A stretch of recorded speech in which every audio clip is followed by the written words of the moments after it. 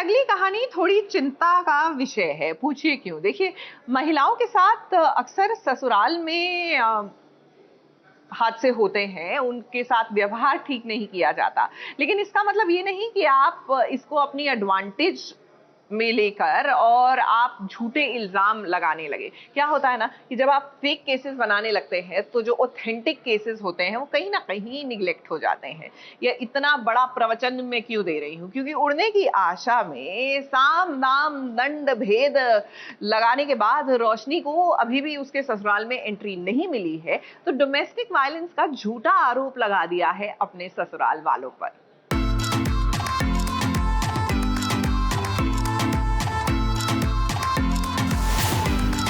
देखिए, यही है रेणुका देशमुख, मेरी सास, जो जबरदस्ती मेरा डिवोर्स करवाना चाहती है। मैंने मना किया तो ये हालत की उन्होंने मेरी।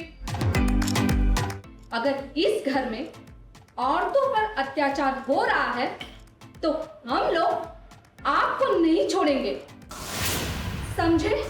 क्या कर रही हो? पागल हो गई क्या? सचिन की मां रेणुका पर डोमेस्टिक वायलेंस का इल्जाम लगा है और देखो, ये इल्जाम कोई और नहीं बल्कि उसकी बहू रोशनी ने लगाया है। उल्टा चोर कोतवाल को डांटे, ये कहावत तो आप सभी ने सुनी होगी, मगर आज देख भी लो कि कैसे रोशनी ने पहले रायता फैलाया और फिर अपनी गलती दूसरों पर थोप रही है। रोशनी अकेले नहीं बल्कि विमेन एसोसिएशन से 2 महिलाओं को भी साथ लाई है ताकि उसे अपना हक दिला सके। सचिन और साइली भी परेशान हैं कि भला रोशनी ऐसा कैसे कर सकती है, मगर रोशनी इस घर में आने के लिए कुछ भी कर सकती है। बहुत ज़्यादा गुस्सा, और रेणुका तो पूरा तलवार निकाल के खड़ी है क्योंकि उसको उसमें पेशेंस है ही नहीं ना। बस वो जाके एक थप्पड़ लगाने के इसमें है, पर घर वाले रोकते हैं, रोक के रखे हैं कैसे तैसे करके।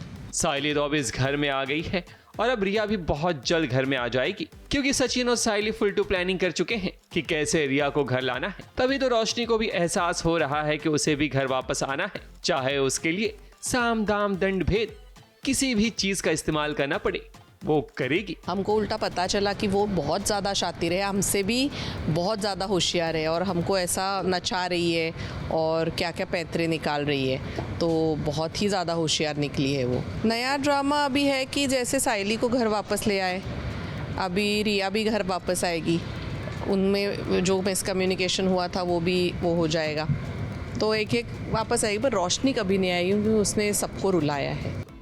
और निशान चोट पीट के निशाने तेरे हाथ में। बाबा की बाइक को मारी क्या तेरे को? बरोबर है। एक बात बता ना मेरे को, कुछ एकाध अगर सबूत बता पाए ना तो मतलब मैं चुप, हम सब घर वाले चुप, हम लोग कुछ नहीं बोली। ये बाबा की बाइक को गलत इसको लेके जाओ, तुम जेल में डालना, पर मेरे को सबूत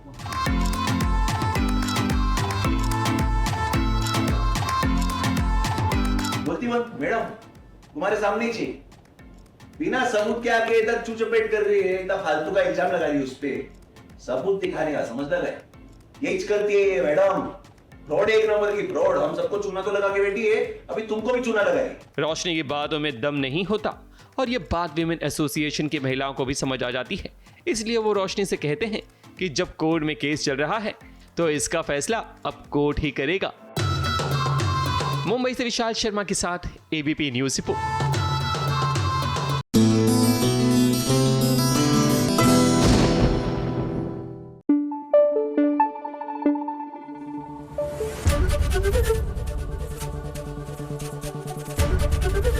एबीपी न्यूज आपको रखे आगे।